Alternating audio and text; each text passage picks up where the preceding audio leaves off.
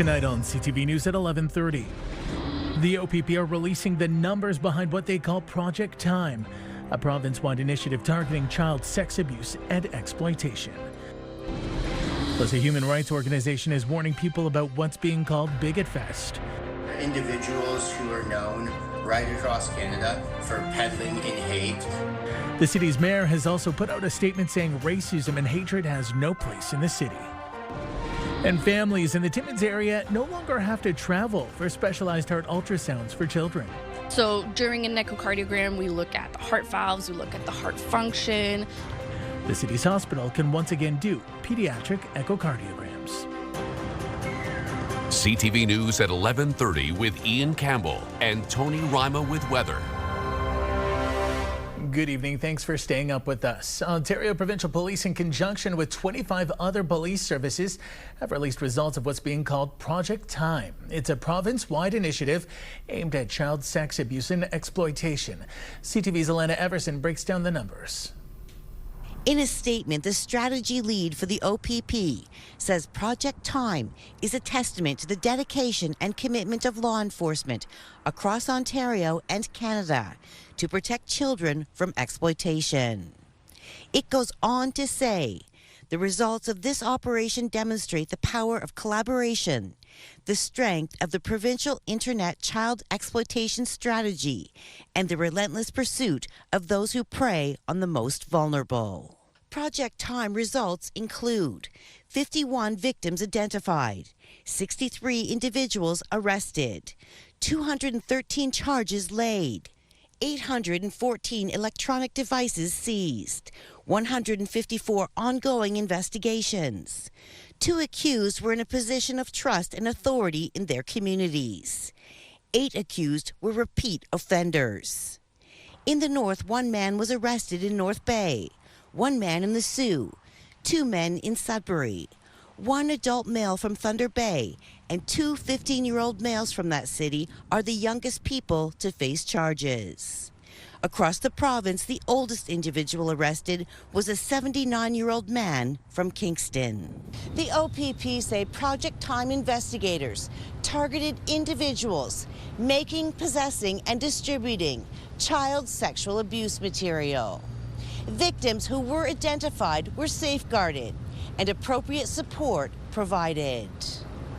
Elena Everson, CTV News, Sudbury. Meanwhile, an Espanola man has been arrested for child luring by Wigwamcong Tribal Police. Police say they rescued a 16-year-old victim during a traffic stop around 1:30 in the morning after she'd been reported missing. With the help of the OPP, the 21-year-old suspect's home was searched. The man faces several charges, including possession of child abuse and exploitation material and luring. New tonight, luckily there were no injuries following this stunning scene this afternoon in Timmins at the corner of Preston and Algonquin Boulevard. A white SUV bursting into flames in front of the Preston apartments. It didn't take long for fire crews to get the blaze under control. City officials telling CTV News the driver was able to pull over and call 911. No word yet on what started the fire or the incident, but again, there were no injuries. A boil water advisory is now in place for Charlton, that from the Northeastern Public Health Unit. Affected residents are being told to bring water to a rolling boil for at least 1 minute before using or to use boiled water. It's the second in the area. Nearby Englehart has been under an advisory for 2 days now. There's no word yet on how long it will last. Police are warning about a new cell phone scam that's been taking in victims across Ontario. The OPP say fraudsters posing as workers from legitimate telecommunications companies are calling people and telling them they're eligible for a free or low-cost phone upgrade. After providing their info, victims get a new phone and are then told it was shipped by mistake and are told to return it, which sends it directly to the scammer. Police urge anyone who gets an unexpected upgrade offer to verify it with their provider. A human rights organization is warning people in North Bay about a gathering being marketed on social media as Bigotfest. CTV's Madison Merrier spoke with activists who say this type of gathering is not welcome. Human rights group B'nai B'rith Canada is warning North Bay residents of a possible hate group gathering coming to town this weekend. The event is advertised online as a family-friendly festival called Bigotfest. B'nai B'rith Canada says the group behind the event is known to have white supremacist ideology. Individuals who are known right across Canada for peddling in hate, sowing division, and inciting racist and harmful narratives, and we don't believe that there's a place for that in any Canadian city. Mayor Peter Chirico also shares his concerns, saying in a statement, "Any activity intended to promote racism, hate, or discrimination has no place in North Bay. Our community values respect, inclusion, and the right of everyone to feel safe and welcome." He continues saying if the event is happening, it will not be on municipality-owned property. We don't want Canadians to get the wrong impression. We don't want the international community to get the wrong impression. This is not Canada. This is its dark underbelly. Police are also aware of the online promise of a planned event, saying in part the role of police is to facilitate safe and lawful gatherings regardless of viewpoint while maintaining public order and protecting the community. They continue saying community members are encouraged to remain aware of their surroundings, avoid engaging, and report any concerning, suspicious, or criminal behavior to the police. These groups have been quite open and transparent. They're marketing this. This is part of the monetization of hate. This is part of a hate industry. Get a bunch of vendors that sell problematic content together, get a bunch of people who share a problematic ideology together, and have a quote-unquote festival. Robertson says he is very concerned with the boldness of the possible event and public marketing. CTV News did reach out to the organizers of the event who confirmed their intentions of hosting Bigotfest. They did not disclose a location. Madison Merrier, CTV News, Sudbury. The calls continue to finish four-laning Highway 69. Now there's a new campaign launched by a couple of Northern MPPs that aims to speed up the provincial government's plans. CTV's Angela Campbell reports. No family should ever have to endure the unimaginable grief and heartbreak that my family has had to live with every day since June 5th. Sharing her family's personal story is important for Erin Lafont. Her nephew died last month in a head-on collision on Highway 69 near Henvey Inlet First Nation. To prevent anybody else from having to live the same experiences that myself and my family has had to go through since losing Cody. Anything we can do, I think, is very important, just to honor his memory because he was such a great person. It's personal stories like this Sudbury MPP Jamie West and Nickelbelt MPP France Jelena want the provincial government to hear. They've launched a new campaign called 4 Lanes, 0 Excuses, demanding the provincial government finish 4-laning Highway 69. People are tired of the excuses. They want to see shovels in the ground. They want to know what's happening. As we heard today, there's people with loved ones, they're losing loved ones. People are afraid to drive on the road. The campaign includes a petition to immediately fund and tender the remaining 68 kilometers of road that needs to be 4-laned. The hope is to get the 4 lanes done so that we save lives, we make it safer for people to travel. West and Jelena are also inviting people to share personal stories of how Highway 69 has impacted their lives, whether that's a loss, a close call, or specific concerns. Some of those will be shared at Queen's Park. When you hear a story from a real person who share what has happened, it has a lot of power to move politicians to do things. The campaign also includes lawn signs, car decals, and billboards like this one. West and Jelena say it's a way to show community support and keep the pressure on. Angela Gemmell, CTV News, Sudbury. And CTV News requested an interview earlier this afternoon, to which the ministry declined just before the dinner hour. They sent us a statement, though, instead, and they offered condolences to those impacted by the highway. They write in part, the remaining 68 kilometers are moving through engineering approvals and consultation right now as we continue to work through the many complexities of this upgrade, and remains actively engaged with local First Nations and others to get this work done as quickly as possible. The township of Billings on Manitoulin Island has announced Bridal Veil Falls is officially reopened. Flooding from snowmelt this spring did major damage to the area and closed the local attraction for safety reasons. While Bridal Veil Falls has reopened, the Kankawong River Trail remains closed. The township is welcoming visitors back, but reminds them to obey posted signage in the area. Prop Air has confirmed they'll be suspending service from the Jack Garland Airport in North Bay to Toronto. This comes less than a year after the Quebec-based carrier started offering services. In a statement to CTV News, the airline said the response from the public did not meet expectations, and they'll be temporarily suspending flights starting August 1st. Jack Garland Airport manager Brian Avery saying in a statement today, travel trends tend to dip in the summer and pick up in the fall and winter when road conditions aren't favorable.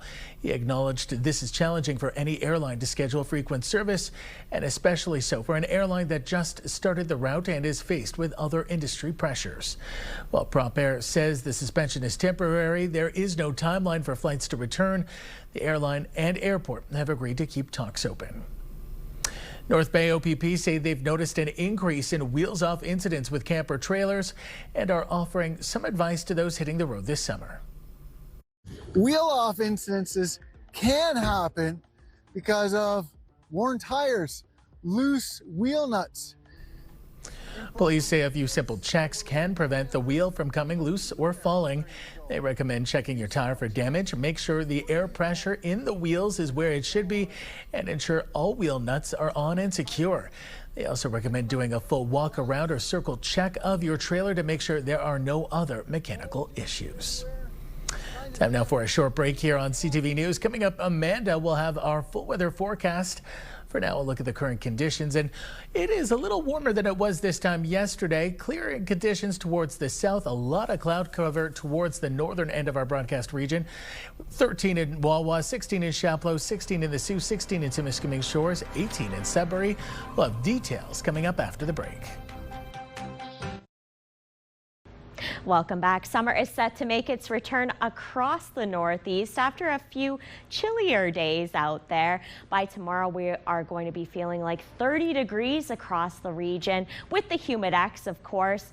But with that, there is a chance of showers heading our way for the weekend. But let's take a look at the forecast radar here. So for the most part, for Friday, it's going to be pretty dry conditions for the most part. Some scattered showers here and there, but nothing too significant. Let's take a look at Saturday, though.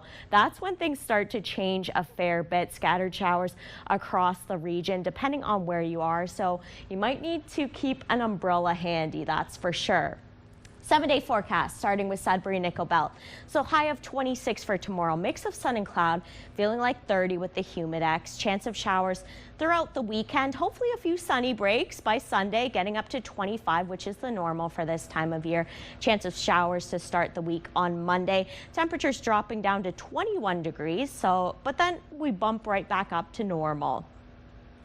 For Sault Ste. Marie, Algoma, beautiful Friday to start the weekend. High of 27, sunny skies, feeling like 30 with the humidex. A real picture perfect summer day out there. Chance of showers throughout the weekend, continuing into Monday. But then by Tuesday, we see a mix of sun and cloud. Comfortable conditions, getting up to a high of 23.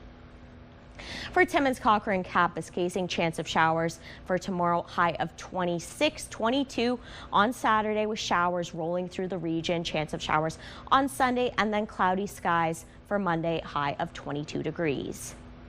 For Timiskaming Shores, Kirkland Lake, chance of showers for tomorrow, high of 26, feeling closer to 30 with the humidex. Chance of showers on Saturday and throughout the weekend, continuing into Monday. By Tuesday, we see sunshine returning, mix of sun and cloud, high of 23. And finally, for North Bay, West Nipissing, high of 26 with a mix of sun and cloud for tomorrow.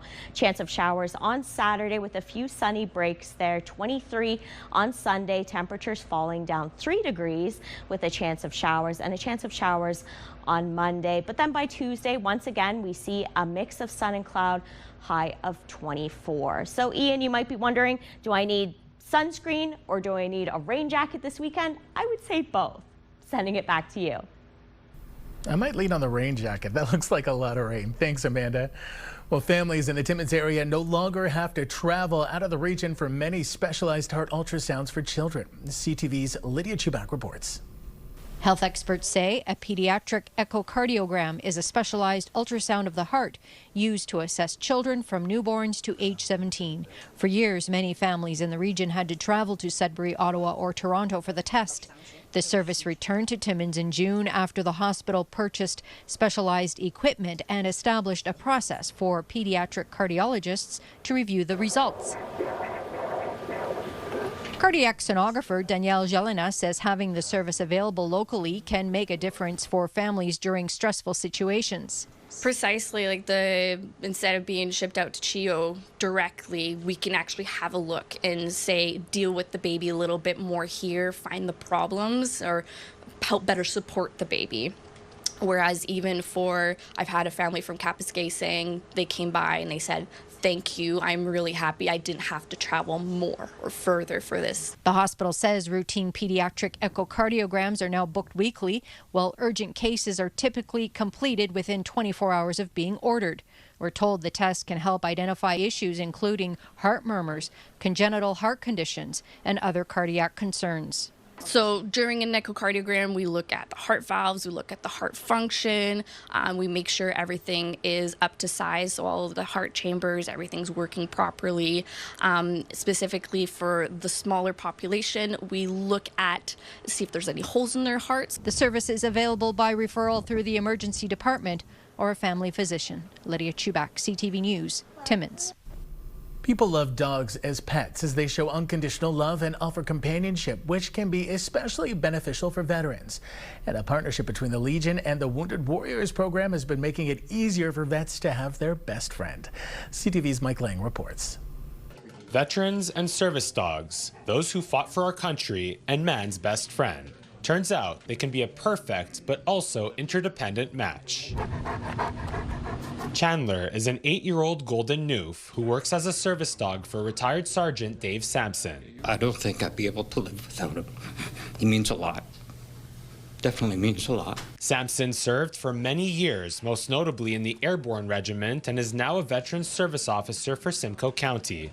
Chandler was paired with Sampson 7 years ago at the height of his struggles with post-traumatic stress disorder and substance abuse. All other things didn't work. I didn't want to go into other medications that the doctor was prescribing, so I felt that this service dog was the last step that I could probably take. Chandler completed his service dog training in Missouri, where he was born and raised. He helps Sampson in crowded environments and can settle him down during PTSD nightmares. He's changed it. He's allowed me to laugh, meet people, enjoy life. Pairing with Chandler was at no cost for Sampson thanks to the Royal Canadian Legion's partnership with Wounded Warriors, which estimates a price tag of $35,000 to buy and train each service dog, but the Legion covers those expenses up until the match is made. They entrust us to ensure that the dogs are trained to the proper standards, that they're placed with veterans, and that they're effective. Wounded Warriors recently paired its 100th Ontario service dog since 2018 and will soon be making an official announcement in BC for its 500th service dog nationwide. This represents an investment of Canadians who care of $15 million over that time since we began. These dogs have saved veterans' lives. They have saved veterans' lives. Still ahead tonight on CTV News. It's Rock on the River time up in Timmins, and some pretty big heavyweights are getting set to rock the North.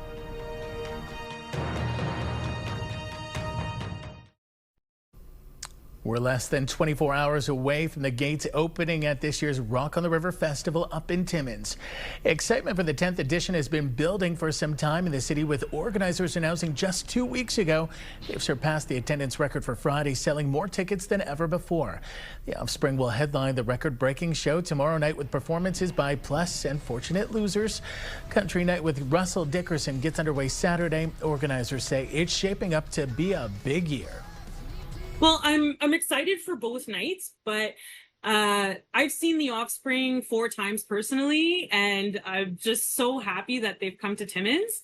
It's just it's one band that our whole committee was completely agreeing to, because there's debates on who we're gonna get or who we're gonna try to put an offer to, but the Offspring is always hands down, of course, as if everyone loves the Offspring, so very excited for them. They'll cut tickets off online probably about Friday at noon, but they'll still be available at the gate. This year, the fun will be at Hollinger Park. Gates open at 5 o'clock. Should be a good time. Well, it's a task no one looks forward to, cleaning out the bins that hold household garbage and recycling.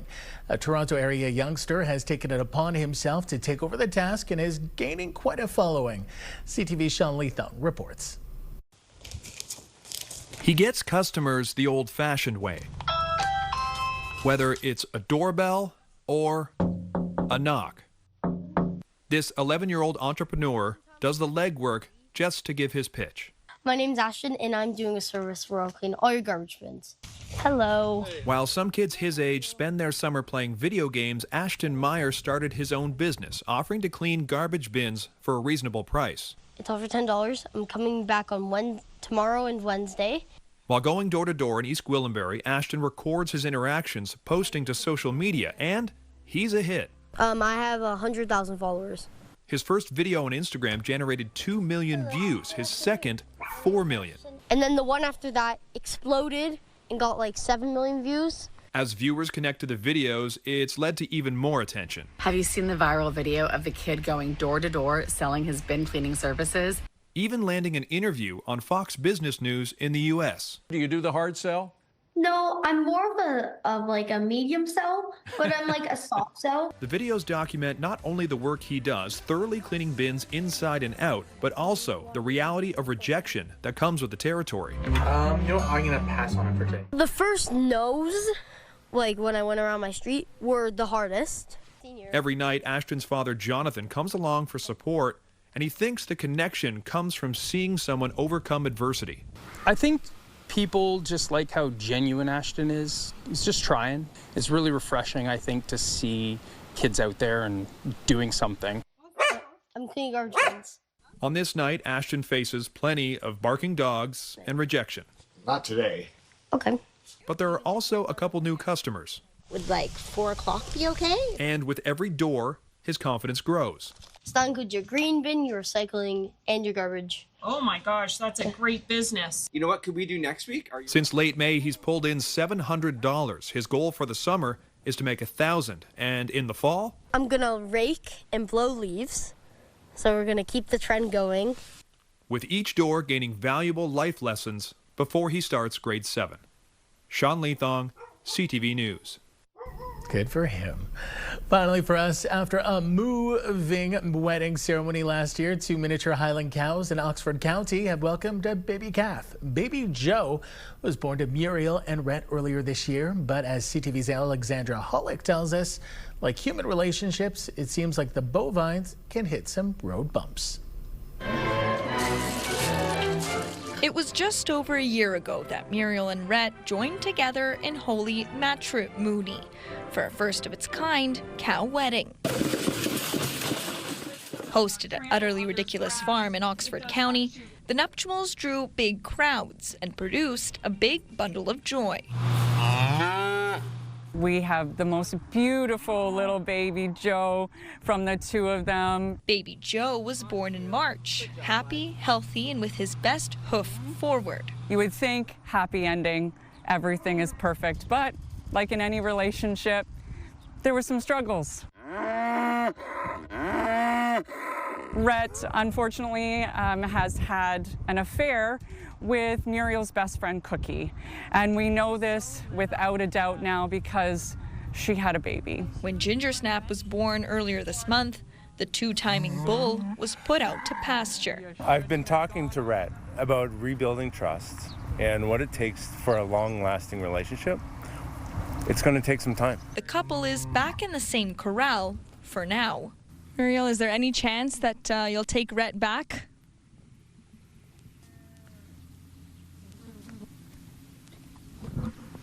It's too soon to say. In the meantime, the farm has seen a boost in visitors, hoping to catch the cast of four-legged characters, all with their own personalities. We've named it Days of Our Livestock because That's just what it's become. But we have seen a lot of people coming really wanting to meet the couple, which has been really nice to see. The hope here on the farm is that Muriel and Rhett will move past this and go on to greener pastures with baby Joe and the rest of their growing family. Alexandra Hullock, CTV News, Oxford County. Life gets pretty scandalous on the farm. Who knew? That takes us to the end of our newscast this Thursday night. For the latest news anytime, remember you can head to our website, ctvnewsnorthernontario.ca. Don't forget we're on YouTube. Search for CTV News and subscribe to the Northern Ontario feed. Thanks for watching, and I'll see you tomorrow night for your 5 p.m. news. Until then, good night.